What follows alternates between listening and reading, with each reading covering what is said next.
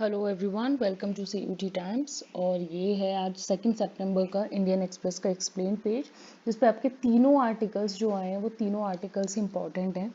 सबसे पहले हम पार्लियामेंट के स्पेशल सेशन के बारे में डिस्कस करेंगे, जो कि कल अनाउंस किया गया था कि पार्लियामेंट का जो है एक स्पेशल सेशन जो है वो कन्वीन किया जाएगा 18 सितंबर से 22 सितंबर के बीच। So special session of parliament will be convene between 18 सितंबर टू 22 सितंबर। ये जो मिनिस्टर ऑफ पार्लियामेंट्री अफेयर्स हैं प्रहलाद जोशी जी, उन्होंने अनाउंस किया था कि हम पार्लियामेंट का जो है 18 से 22 के बीच एक स्पेशल सेशन जो है वो रखने वाले हैं। तो स्पेशल सेशन क्या होता है और ये कॉन्स्टिट्यूशन में मेंशन है या नहीं, इसके अलावा पार्लियामेंट के कौन कौन से सेशन होते हैं और किस तरीके से ये आए थे, तो हम वो सारी चीज़ें जो हैं डिस्कस करेंगे इस आर्टिकल में। वही सारी चीज़ें जो हैं आपकी मेंशन की गई हैं कि जो गवर्नमेंट है उन्होंने अनाउंस किया है कि वो एक स्पेशल सेशन रखने जा रहे हैं 18 से 22 के बीच।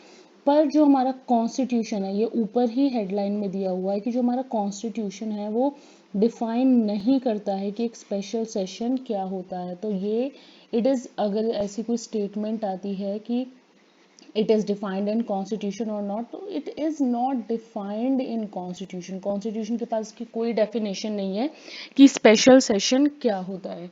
उसके बाद जो टर्म है, ये जो हमारा टर्म है स्पेशल सेशन, ये कभी कभी रेफर करता है ऐसे सेशन गवर्नमेंट के जहाँ पे जो कभी स्पेसिफिक ओकेजन्स पे होते हैं और कोई या तो पार्लियामेंट्री अचीवमेंट है, कोई नेशनल माइलस्टोन है, या फिर कभी कोई इमरजेंसी है, उस केस में ये सेशंस जो हैं किए जाते हैं। और ये हमें पता है कि 8 से 10 तक एक हमारी G20 समिट होने वाली है, तो मे भी हो सकता है रिलेटेड टू, खैर ये तो बाद में पता चलेगा कि 18 से 22 के बीच ये जो समिट होगी किस लिए की जा रही है, ये जो सेशन किस लिए की जा रहा है, वो G20 समिट का समिट याद रहा। चलिए स्टार्ट करते हैं। Minister of parliamentary affairs Prahlad Joshi ji ने इसको अनाउंस किया था कि हम 18 से 22 सेशन रख रहे हैं। अब पार्लियामेंट मिल, पहला क्वेश्चन, ये क्वेश्चन वाइज एक्सप्लेन का सबसे अच्छा जो क्वालिटी वो ये है कि क्वेश्चन वाइज जो है हमारी सारी जो डाउट्स हैं उनको सॉल्व कर देता है। कि क्वेश्चन पूछा, फिर उसका जो है आंसर दिया, तो उसके थ्रू जो है ये सारी चीज़ें हमारी सॉल्व हो जाती हैं। So when does the parliament meet, parliament कब कब मिलती है। तो इंडिया की पार्लियामेंट का ना कोई फिक्स्ड कैलेंडर नहीं होता, it is no fixed calendar.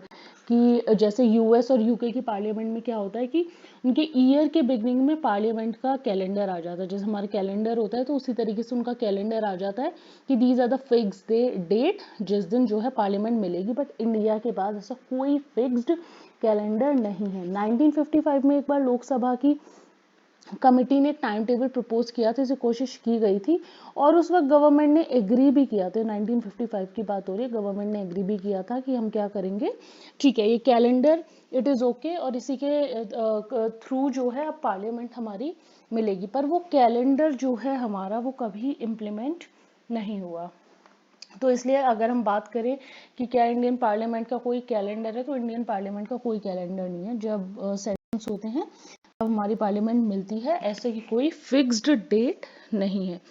Now moving on, who decides when parliament meet? Now this question has been asked many times, so this is important. Who decides when a parliament meets? Simple question है but confusing हो जाता है। तो decide कौन करता है? Decide करती है गवर्नमेंट, ठीक है, decided by the government. Date और ड्यूरेशन, अब देखो जैसे कल जो मिनिस्टर ऑफ पार्लियामेंट्री अफेयर्स है उन्होंने अनाउंस कर दिया कि एक स्पेशल सेशन होगा पार्लियामेंट का। तो डिसाइड किसने किया? गवर्नमेंट ने डिसाइड किया। जो कैबिनेट कमेटी होती है पार्लियामेंट्री अफेयर्स की, ठीक है, there is a committee known as cabinet committee on parliamentary affairs, ठीक है, वो जो होती है वो ये डिसीजन लेती है। अब उस कमेटी में देखो गवर्नमेंट डिसाइड करती है, ठीक है, और गवर्नमेंट के अंडर कौन, जो कैबिनेट कमेटी होती है पार्लियामेंट्री अफेयर्स की, उसका डिसीजन होता है कि कब जो है पार्लियामेंट के जो सेशन है कब कन्वीन किए जाएंगे, इसलिए कल ये अनाउंस किया गया। प्रेजेंटली वो जो कमेटी है उसमें 10 मेंबर्स हैं, including um are defence minister, home minister, finance minister and parliamentary affairs minister as well, जिन्होंने कल ये अनाउंस किया। तो आई होप ये कंफ्यूजन क्लियर है। नाउ मूविंग ऑन, जो लॉ मिनिस्टर होते हैं, minister of state for external affairs होते हैं हमारे, फॉरेन मिनिस्टर बोलो सिंपल टर्म्स में, वो इसके लिए स्पेशल इन्वाइटीज होते हैं। इसके बाद यहाँ प्रेसिडेंट को इन्फॉर्म किया जाता है, जैसे कल ये कर दिया गया इन्फॉर्म कि स्पेशल सेशन हम करवाना चाहते हैं।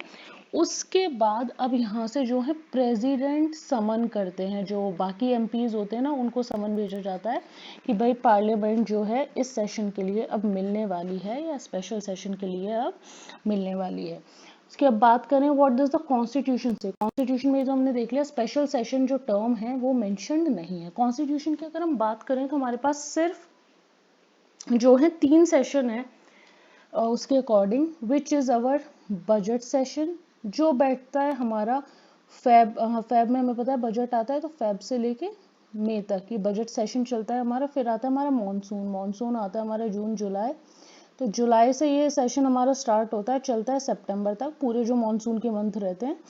एंड फिर आता है हमारा विंटर्स, एंड विंटर्स हमें पता है कब हैं, वो चलते हैं नवंबर एंड दिसंबर। तो ये 3 जो है ये है मेंशन, जो स्पेशल सेशन है इस नाम का कोई भी टर्म मेंशन नहीं है। और देखते हैं कि व्हाट डज द कॉन्स्टिट्यूशन से। तो कॉन्स्टिट्यूशन में एक सबसे इम्पोर्टेंट बात ये बोली गई है, just a minute clean this. So constitution की अगर हम बात करें तो एक सबसे इम्पोर्टेंट बात ये बोली गई है कि 6 महीने से ज़्यादा, मतलब parliament should meet at least twice a month, 2 बार मैंडेटरी है पार्लियामेंट को मिलना, ठीक है। The constitution specifies that 6 month should not elapse between 2 parliamentary session, कि ऐसा नहीं है एक सेशन अब हुआ और फिर उसके बाद कोई सेशन हुआ ही नहीं थ्रू आउट द ईयर। सो 2 बार मिलना, मतलब 6 महीने का एक थ्रेशोल्ड दिया गया है कि 6 महीने से ज़्यादा आप इलैप्स नहीं कर सकते कि कोई सेशन हुआ नहीं। तो इसका मतलब यही होता है कि पार्लियामेंट जो है शुड मीट एटलीस्ट, ये नंबर दिया गया है, ट्वाइस अ ईयर, मतलब कि 6 महीने से ज़्यादा आप उसको इलैप्स नहीं कर सकते हो। अब ये प्रोविजन जो है ये कॉलोनियल लेगेसी है, ये जो हमारी जो प्रोविजन है हमारा, this is a colonial legacy. और ये जो गवर्नमेंट ऑफ इंडिया एक्ट था ना 1935 का, ये वहां से बोरो किया गया है। पर उस गवर्नमेंट ऑफ इंडिया एक्ट का जो टाइम पीरियड था इट वाज 12 मंथ्स की, 12 महीने में एक बार तो मिले ही। But doctor B R Ambedkar ने बोला कि ऐसा कुछ नहीं है, इनका तो पर्पस तभी टैक्स कलेक्ट करना, तो वो जो कॉन्स्टिट्यूएंट असेंबली ने इस 12 महीने के गैप को रिड्यूस करके 6 महीने कर दिया। तो अब कॉन्स्टिट्यूशन स्पेसिफाई करता है कि 6 months should not elapse between 2 parliamentary session, यानी कि पार्लियामेंट को 2 बार एक साल में मिलना ही पड़ेगा, जब कॉलोनियल एरा की ये लेगेसी है। पर कॉलोनियल एरा में क्या होता था, कॉलोनियल एरा में गवर्नमेंट ऑफ इंडिया 1935 से बोरो किया गया, वहां पर क्या होता था 12 महीने होते थे, यानी कि एक बार ही मिलना है, ठीक है। तो ये है हमारा कॉन्स्टिट्यूशन क्या कहता है ना। मूविंग ऑन, कॉन्स्टिट्यूएंट असेंबली इस डिसीजन पे पहुंची कैसी थी। अब जब कॉन्स्टिट्यूएंट असेंबली के कुछ मेंबर तो चाहते थे कि पूरे साल मिलती रहे, कोई ब्रेक उन्हें दिया ही ना जाए, कोई छुट्टी ना हो। कुछ चाहते थे कि पार्लियामेंट कभी कभार मिले लेकिन बड़े लंबे लंबे सेशन हो। बट यहाँ पर doctor B R Ambedkar was the head of the drafting committee, उन्होंने सारे सजेशन एक्सेप्ट नहीं किए। उन्हें लगा कि ठीक है हमें एक मिक्सचर रखना पड़ेगा, तो जो इंडिपेंडेंट इंडिया होगा वहाँ रेगुलर सेशन होंगे, ऐसा भी नहीं कि थोड़े टाइम में थोड़े टाइम के लिए हो रहे हैं बट लंबे लंबे सेशन हो रहे हैं, because it would be tiring for them also. या फिर ऐसा है कि थ्रू आउट मिल रहे हैं, उन्हें कोई ब्रेक ही नहीं दिया जा रहा, तो उन्होंने ऐसे नहीं बोला, रेगुलर सेशन होंगे जैसे अब हमारे होते हैं budget session, monsoon session, winter session, और थोड़े थोड़े थोड़े पीरियड के लिए होंगे। तो ये था कि कॉन्स्टिट्यूशन क्या कहता है, कॉन्स्टिट्यूएंट असेंबली इस डिसीजन पे कैसे पहुंची कि 6 महीने से ज़्यादा का गैप नहीं होना चाहिए। And now moving on, how often do Lok Sabha and Rajya Sabha meet. So this is a very important question. ये क्वेश्चन एक बार यूपीएससी में आई गेस 2019 या 20 प्रीलिम्स में ये पूछा गया है। So usually when I used to study, I used to skip these numbers कि ये तो नहीं पूछे जाएंगे, but they ask these type of questions कि ये कितने ऑफन मिलते हैं। सो अगर हम लोकसभा राज्यसभा की बात करें यहाँ पर, तो इंडिपेंडेंस से पहले जो सेंट्रल असेंबली होती थी, तब हमारी इस तरीके से नहीं थे, तब हमारी एक सेंट्रल असेंबली होती थी, तो वो थोड़ा 60 डेज के आसपास, यानी कि 2 महीने मिल लिए, बस उतना टाइम होता था। फिर धीरे धीरे जब भाई नया नया देश आज़ाद हुआ तो ये 120 डेज अ ईयर हो गया। पहले 20 साल में 1947 से 1967 तक ये 120 ईयर्स हो गए, 120 डेज हो गया, सॉरी। एंड तब से जो है ये जो नेशनल लेजिस्लेचर है ये गिरता चला गया। अब देखो आप यहाँ 2002 से, अगर हम इस फिगर में भी देखें, this is the diagram given, and 2002 से लेके 2021 तक लोकसभा सिर्फ 67 टाइम्स ही जो है रही है। तो ये बहुत ही ज़्यादा डिक्लाइनिंग नंबर है, जो 120 दिन पे मिलती थी, लेकिन 2002 से 2021 तक Lok Sabha average just 67 working days, जो एवरेज निकल के आया है इतने सालों का, इट इज 67। ये नहीं कि इतने सारे सालों में सिर्फ 67 डेज बैठी है, इट इज की एवरेज है ये कि 67 टाइम्स ही जो है ये लोकसभा जो है बैठती है। लोकसभा की बात हो रही है यहाँ पे।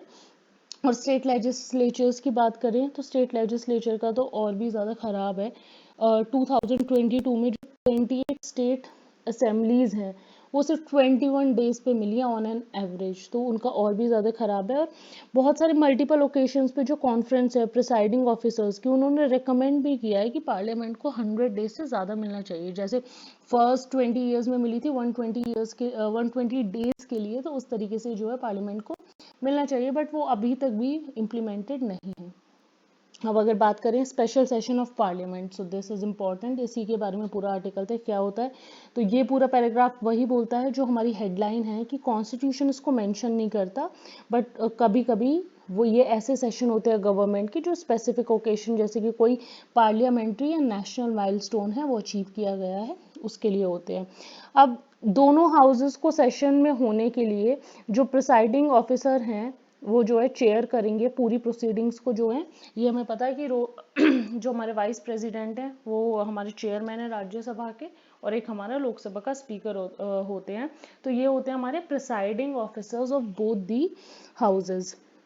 अब जो प्रिसाइडिंग ऑफिसर होते हैं इनके पास ये पावर होती है, ये दोनों हाउस की जो भी अपने अपने रिस्पेक्टिव हाउस हैं उनकी प्रिसाइडिंग के लिए ये बोल सकते हैं कि लिमिटेड होगी और लिमिटेड नंबर ऑफ मेंबर्स को ही अलाउ किया जाएगा। और जैसे बहुत सारे प्रोसीजरल डिवाइसेस होते हैं ना, क्वेश्चन आवर, जीरो आवर, तो हो सकता है ये प्रिसाइडिंग ऑफिसर के पास पूरी पावर है कि ये जो है ये सिटिंग जो है लिमिटेड मेंबर के साथ होगी, और ये जो आपके पास हैं राइट्स, ये जो है जीरो आवर के, क्वेश्चन आवर के, ये अभी नहीं होंगे, तो वो जो आर है उन्हें ख़त्म किया जा सकता है। ये पावर है प्रिसाइडिंग ऑफिसर के पास।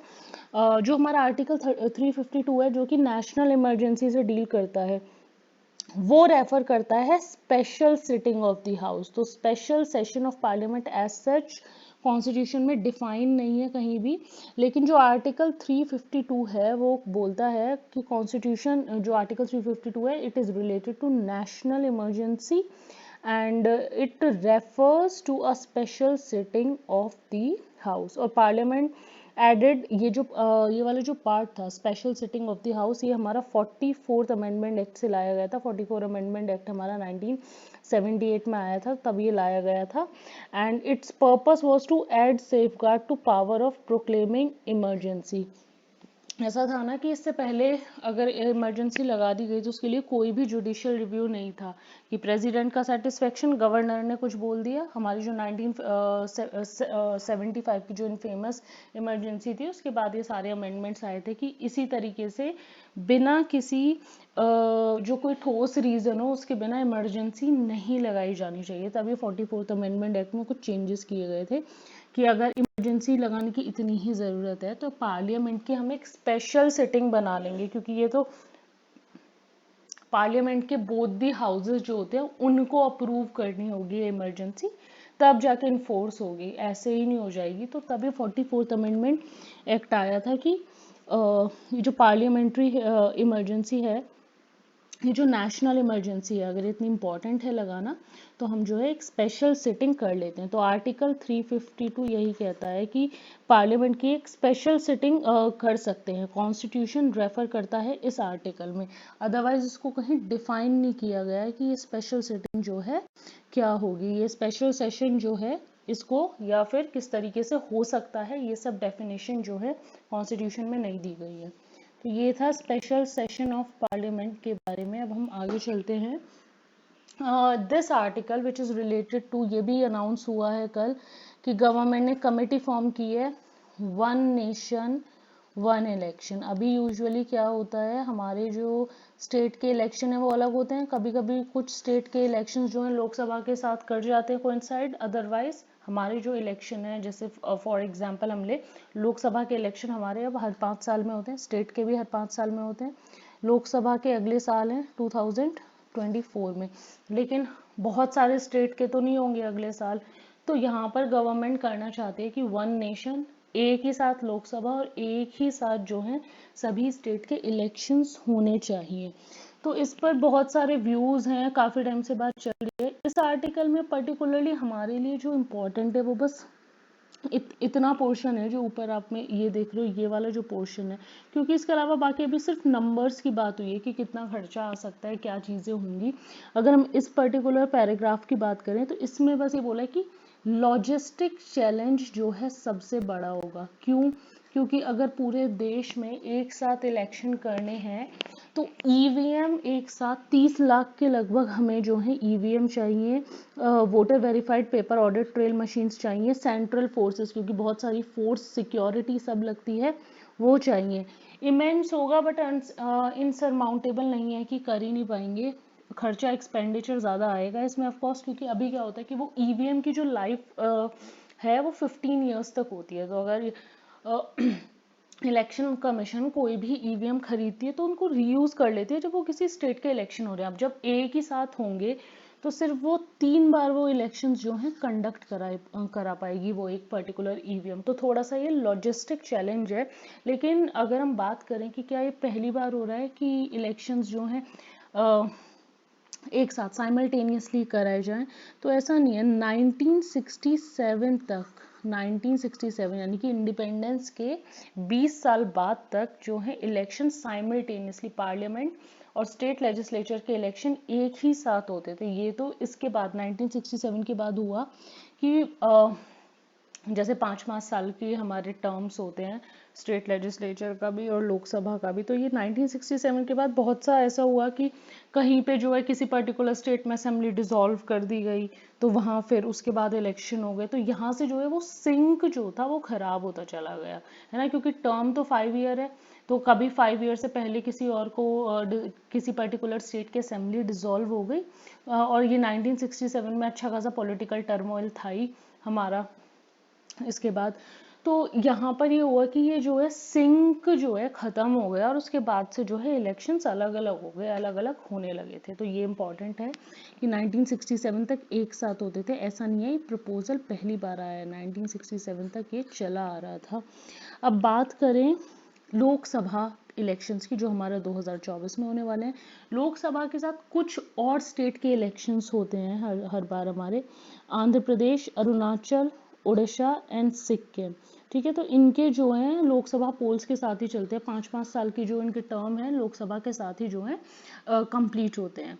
और कुछ चैलेंजेस की बात की गई है इस आर्टिकल में, जैसे कि increase cost. Of course 30 lakhs, ये जो हमारा इस आर्टिकल के इंट्रोडक्शन में दिया है वही चीज़ें यहाँ पे दी हैं कि 30 लैक्स के अराउंड जो है ईवीएम का कॉस्ट आएगा। उसके बाद हमें खूब सारा सेंट्रल फोर्सेस, ये सब पूरा पोलिंग स्टाफ बहुत सारा चाहिए।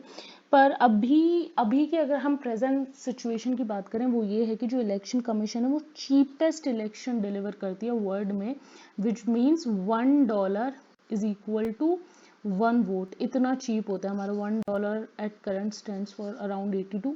तो हमारे जो है इलेक्शन इतने चीप होते हैं, इलेक्शन कमीशन इतने चीप तरीके से इलेक्शन जो है करवाती है। और जो क्यों करवा पाती है, क्योंकि जो ईच ईवीएम है इसको ना मल्टीपल इलेक्शंस के लिए यूज़ किया जा सकता है। फॉर एग्जांपल अगर अगले साल को किसी स्टेट में हो रहे हैं तब यूज़ किए जा सकते हैं उन ईवीएम्स को। ऐसा नहीं है हर बार इलेक्शन के लिए नया खरीदा जाए, क्योंकि 15 साल जो है इन ईवीएम की जो है लाइफ लाइन होती है। अगर उसके बाद अगर हम एक साथ साइमल्टेनियस करवाएंगे तो वो 3 लोकसभा इलेक्शन या स्टेट इलेक्शन जब साइमल्टेनियस हो जाएंगे तो उसके बाद वो ईवीएम्स हम यूज़ नहीं कर पाएंगे। तो यही चीज़ें बोली गई हैं, बट एट द एंड बोला गया है कि जो चैलेंजेस हैं इमेंस हैं बट इनसरमाउंटेबल नहीं है, पॉसिबल है ये सारी चीज़ें कंडक्ट करवाना। तो ये इस पूरे आर्टिकल की समरी थी। अब अगर हम बात करते हैं one of the most important article, this one, the sun up close Aditya L1 mission and its objective, जो कि आज लॉन्च होने जा रहा है 2 सितंबर 2023। तो आज के दिन हमारा ये आदित्य L1 मिशन लॉन्च होने जा रहा है। तो इसकी इंपॉर्टेंट चीज़ें देख लेते हैं एक बार कि क्या क्या है। आदित्य L1 मिशन जैसे हमारा चंद्रयान इसरो का मिशन था to study about the surface of the moon, to study about the south pole of the moon, उसी तरीके से हमारी आदित्य L1 मिशन है। ये इसरो का सेकेंड एस्ट्रोनॉमी मिशन है, we have to remember this. इससे पहले इसरो एक एस्ट्रोसैट भेज चुका है 2015 में to study about various rays. तो ये हमारा दूसरा मिशन है।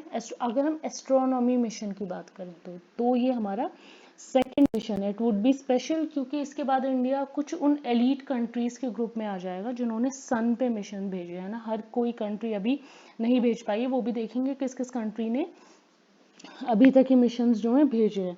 अगर हम स्पेशल मिशन की बात करें तो इंडियन साइंटिस्ट अभी तक क्या करते हैं, वो सन को कैसे देखते हैं, तो वो सिर्फ जो ग्राउंड पे टेलीस्कोप है ना उसके थ्रू सन को देख पाते हैं, और वहाँ से उस टेलीस्कोप के थ्रू जो ऑब्जर्वेशन होती है उसके बेसिस पर रिसर्च कंडक्ट करते हैं। बट उसके अलावा कुछ कंट्रीज हैं जैसे US, Europe, United kingdom and Japan, जिन्होंने सन पे अपने मिशंस भेजे हैं, और उनका जो रिसर्च डेटा होता है, उनकी जो ऑब्जर्वेशन होती है, वो डेटा यूज किया जाता है बाकी सन को स्टडी करने के लिए हमारे साइंटिस्ट जो यूज करते हैं। अब इतने सालों से India has been observing sun only using ground telescope, क्योंकि उसके अलग भी रीजन थे। हम उतना ज्यादा जो टेक्नोलॉजिकल डिप्लॉयमेंट इसके लिए बहुत सारा चाहिए, जो कि अभी तक नहीं था हमारे पास। एक लार्ज स्केल हमें मॉडर्न ऑब्जर्वेशनल फैसिलिटी भी चाहिए, वो भी हमारे पास नहीं है। तो अब हमें मिशन ही भेजने पड़ेंगे, क्योंकि वो जो टेलीस्कोप है वो भी they have also grown old now. और अगर हम आदित्य L1 की बात करें तो it would be a unique opportunity, क्योंकि एज आई सेड कि हम कुछ यूनिक जो एलीट कंट्रीज हैं उनके ग्रुप में आ जाएंगे। स्पेस की अगर बात करें तो चैलेंजेस क्या हो सकते हैं, एटमॉस्फेयर के चैलेंजेस, जो स्पेस वेदर होता है ना वो थोड़ा सा चैलेंजिंग हो सकता है, जैसे disturbances in form of solar flares. तो सोलर फ्लेयर अगर हम बात करें कि सोलर फ्लेयर जो है हमारा क्या होता है, तो सोलर फ्लेयर बेसिकली जो हमारे सन स्पॉट्स होते हैं उनके अंडर होता है, जहाँ पर एनर्जी जो होती है वो सडनली, खूब सारी जो एनर्जी होती है इट इज सडनली रिलीज। तो इससे जो स्पेस का वेदर है वो थोड़ा सा एडवर्स हो सकता है ऐसे मिशंस के लिए। दूसरा है हमारा कोरोनल मास इंजेक्शन। ये है हमारा कोरोनल मास इंजेक्शन। से क्या होते हैं, ये लार्ज स्केल इरप्शन होता है किसी चार्ज्ड पार्टिकल, फॉर एग्जांपल जो हमारा प्लाज्मा होता है उसका इरप्शन होता है, एंड मैग्नेटिक फील्ड किससे, सोलर एटमॉस्फेयर से स्पेस की तरफ ये जाता है। तो जो कि जब खूब सारे चार्ज पार्टिकल्स निकलेंगे, अब जैसे हम अपने अर्थ का ही एटमॉस्फेयर समझें कि डस्ट होता है, ठीक है, ह्यूमिडिटी बढ़ती है, जब बारिश आती है ह्यूमिडिटी बढ़ती है, तो हमारे कैसा जो है वेदर डिफरेंट डिफरेंट जो है चेंज होते रहते हैं। उसी तरीके से स्पेस में भी अपने कुछ फिनोमिनन्स होते हैं, जैसे कि चार्ज पार्टिकल रिलीज कर दिया तो स्पेस में उसके जो है वेदर को इम्पैक्ट करेगा। अब एस्ट्रोसैट जो है इंडिया का फर्स्ट, एस्ट्रोसैट की हम यहाँ बात करें, डेडिकेटेड एस्ट्रोनॉमी मिशन था, जो एक्सरे, ऑप्टिकल रेज और यूवी स्पेक्ट्रल बैंड्स जो होते हैं उनको साइमल्टेनियसली जो है रीड करने की कोशिश करता था, and it remained operational almost 8 years. ठीक है, 2015 में लॉन्च किया था और ऑपरेशनल रहा लगभग 8 साल तक के लिए। और आदित्य L1 की बात करें तो ये सेम हमारा जो आगे का जो फ्यूचर है वो पूरा आदित्य L1 पे रहेगा regarding this studying about the sun. And AstroSat की हम बात करें तो एस्ट्रोसैट जो हमारा फर्स्ट एस्ट्रोनॉमी मिशन था उसका वेट था 1515 kg, जिसमें 5 इन सितु इंस्ट्रूमेंट थे। और आदित्य L1 जो है वो है हमारा 1475 kg, जिसमें 7 पेलोड्स होंगे, जिसमें जो डायरेक्टली सन की तरफ ही, जो सन से रिलेटेड चीज़ें हैं सारी वो चीज़ें परफॉर्म करेंगे। जिस चार पेलोड हमारा वो परफॉर्म करेंगे, और बाकी के 3 जो हैं इन साइट, जो ऑन साइट स्टडीज होती है इनसे तो वो कंडक्ट करेंगे। तो ये एस्ट्रोसैट और आदित्य L1 के बीच का डिफरेंस है, ये भी पूछा जा सकता है कि एस्ट्रोसैट लॉन्च किया 2015 में, क्या उसका वेट है 15 उसका वेट है 1515, 8 साल तक ऑपरेशनल रहा और हमारे 5 पेलोड लेके गया। जबकि हमारे जो आदित्य L1 है अब लॉन्च हो रहा है, 1475 उसका वेट है, 7 पेलोड लेके जाएगा, 4 जो हैं they will look at the sun, और बाकी के जो 3 हैं वो क्या करेंगे, ऑन साइट स्टडीज करेंगे. So this was regarding the difference between AstroSat and Aditya L1. अगर हम इसके साथ साथ इसमें 4 रिमोट सेंसिंग इंस्ट्रूमेंट भी रहेंगे जो सोलर सोर्सेज को प्रोब करेंगे, उनकी जो आइडेंटिफिकेशन है, जो सोर्स रीजन है उनको आइडेंटिफाई करने की कोशिश करेंगे. तो ये सारी चीज़ें थी. एंड अगर L1 के बाद क्या होगा, जो L1 है वो ट्रेवल करेगा हमारा आदित्य L1 100 दिन के लिए, और डिस्टेंस होगा 1.5 मिलियन किलोमीटर का जो डिस्टेंस है वो L1 तक पहुंचने के लिए जो है कवर करेंगे. बट ये मंगलयान से जो यहाँ हमने ना 3 मिशन की बात कर ली है, एस्ट्रोसेट, आदित्य L1 एंड मंगलयान. मंगलयान कितने दिन ट्रेवल किया था, 298 डेज. तो Mangalyaan travel for a longer period of time. The Mars orbiter mission, और पॉपुलरली नोन एज मंगलयान, जिस पर मूवी भी बनी हमारी, तो वो ट्रेवल किया था 298 डेज के लिए, और मार्स के ऑर्बिट में पहुंचा था 2014 में. और चंद्रयान 3 की तरह ही जो आदित्य L1 है ये भी मल्टीपल अपॉजी रेजिंग. चंद्रयान 3 में हमने देखा था ना कि लास्ट के 15 मिनट्स बहुत क्रूशियल थे लैंडिंग के लिए. उसी तरीके से आदित्य L1 के मिशन भी जो है, जो लास्ट मिनट्स रहेंगे वो क्रूशियल रहेंगे. स्पेसिफिकली जब वो L1 पे लॉन्च करेगा. अभी L1 है क्या, तो वो हम इस डायग्राम से समझ लेते हैं. ये हमारा सन है, ये हमारी अर्थ, दिस इज मून. तो moon revolves around the earth, and moon and earth revolves around the sun. और ये 4-5 पॉइंट है हमारे. This is L1, this is L2, L3, L4 and L5. ये मैंने डायग्राम में इसलिए दिखाया क्योंकि यहाँ से समझने बहुत इंपॉर्टेंट है, क्योंकि मिशन का नाम जो आदित्य L1 है ना, ये जो आदित्य L1 है ये इसी पॉइंट के बाद दिया गया है, क्योंकि ये जो हमारी जो मिशन जाएगा वो इसी पॉइंट पर जाएगा. यहीं पे जो हमारी ये मिशन होगा ये है इसकी डेस्टिनेशन साइट जहाँ पर इसको पहुँचना है. सो L1 is the mission destination. है क्या L1, हमने यहाँ पर देख लिया इस डायग्राम में clearly. It is a place between, ये रहा हमारा सन ऊपर की तरफ और ये रही हमारी अर्थ. तो it is a place between the sun and earth जहाँ पर हमारा ये मिशन जो है जाने वाला है. And it is called as point 1, Lagrange point 1, और सिंपली L1. ठीक है. ये अब लैग्रेंज पॉइंट हमारे होते क्या हैं, ये बेसिकली ऐसे पॉइंट होते हैं दो बॉडी सिस्टम्स के बीच में, जो यहाँ पर हमारे सन और अर्थ है, जहाँ ग्रेविटेशनल फोर्स जो होती है ऑफ टू बॉडी सिस्टम, जैसे हमारे सन और अर्थ हो गए, वो एनहांस्ड रीजन प्रोड्यूस करती है. एक बॉडी हमारी क्या कर रही होती है, अट्रैक्ट कर रही होती है, दूसरी बॉडी हमारी क्या कर रही होती है, रिपल्स कर रही होती है. तो वो जो फोर्स है उसको कैंसिल कर रही होती है, ताकि वो जो हमारी सैटेलाइट है वो उस पॉइंट पर आराम से बैठ जाए. तो ये हमारे लैग्रेंज पॉइंट होते हैं. एंड दे वर नेम्ड, अगर हम बात करें तो दे वर नेम्ड आफ्टर एक मैथमेटिशियन थे, जोसेफी लुइस लैग्रेंज, जिन्होंने इनको डिस्कवर किया था. और उन्होंने भी यही बताया था कि पोजीशन है in a moving two body system. यहाँ पे हमारा सन और अर्थ है, जहाँ पे जो फोर्स है जो थर्ड बॉडी पे एक्ट करेगी, जो हमारी सैटेलाइट जा रही है, जो हमारा मिशन जा रहा है उस पे एक्ट करेगी, वो कैंसिल कर देगी, है ना. क्योंकि एक जो है अट्रैक्ट कर रहा है, एक फोर्स अट्रैक्ट करेगी, दूसरी फोर्स रिपल्स करेगी.